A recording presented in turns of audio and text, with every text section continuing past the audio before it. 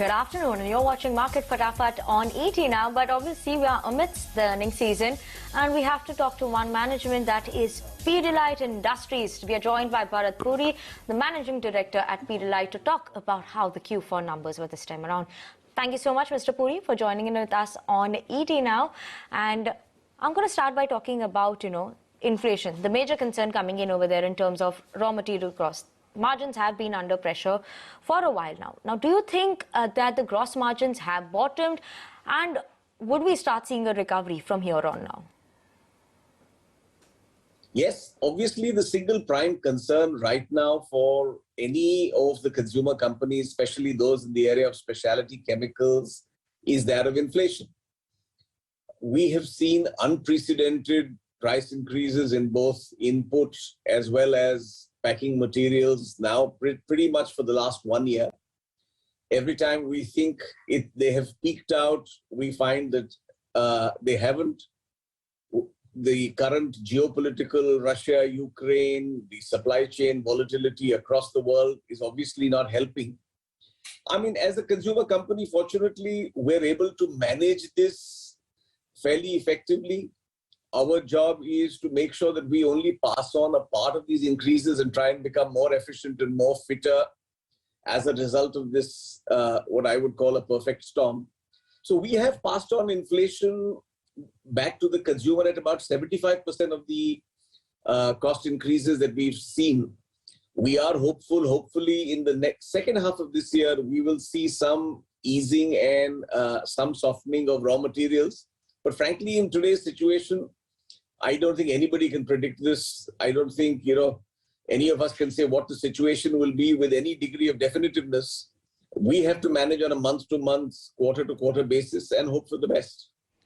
Okay, right, sir. And obviously I want to understand in terms of what are the price hikes that the company has taken so far, and will you be taking more price hikes going forward now?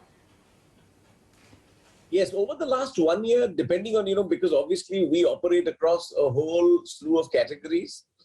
Our price increases range from 5 to as much as 15% in certain categories, depending on the category.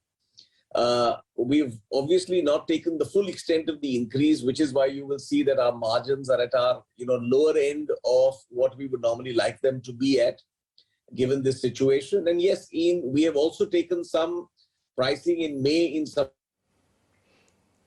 So just want to confirm one thing, your audio did go off there. Did you say 2 to 3% hike in the month of May? For some of the categories, yes. Okay. And, just to talk about the consumer business, moving on from there, that has seen a decline in terms of volumes this time around. What has impacted the business, and now how is the performance coming in Q1 for the consumer bazaar business? See, as far as the consumer bazaar business is concerned, my invitation would be, we don't manage this month to month, or we don't manage this on a quarter basis. And therefore, if we look at the whole year, I look at the second half, we have a reason for satisfaction. Our volumes are up 20% over the year. If you look at the CAGR over 2 years, that is also healthy. Revenues are up about 36%. The consumer business has therefore grown very healthily.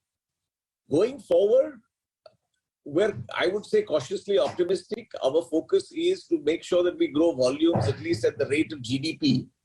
And therefore, we're fairly confident that the second half of the year, as government spending begins to kick in, as more money comes in the hands of the consumer, will be better.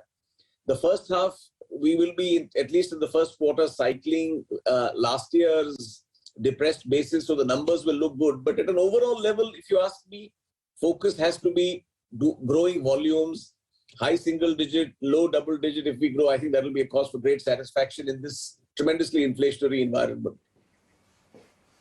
Right. And, I just want to talk about one point, is that you've spoken in the past as well, that focus will be on volume growth and expecting the volume growth to be in somewhere at 1 to 2 times that of the GDP growth. Do you think that is still possible given the current inflation scenario we're seeing, or could we expect a bit lower growth coming in going forward? We will have to keep looking at this, and fortunately we have some tailwinds as far as we're concerned. The Real estate sector is definitely looking up. Consumers after the pandemic are reinvesting in their homes, whether it be via home renovation, whether it be home upgradation. We're also seeing the return of, the commercial segments, whether it be hotels, tourism, restaurants.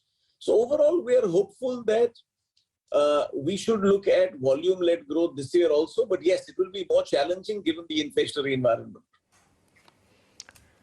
And one thing I do want to talk about is that many FMCG companies have actually highlighted that they're seeing a moderation coming in rural growth. Is that the case with your industry as well? Give us a sense of how the growth is in rural versus urban as of now. We're definitely seeing some amount of strain in rural and semi-urban India, largely because inflation has been substantial. And therefore, the cost of building or renovating a house has gone up substantially, and that is obviously impacting the consumer. It's not as much as, say, the consumer goods because, our goods are not those of mass consumption.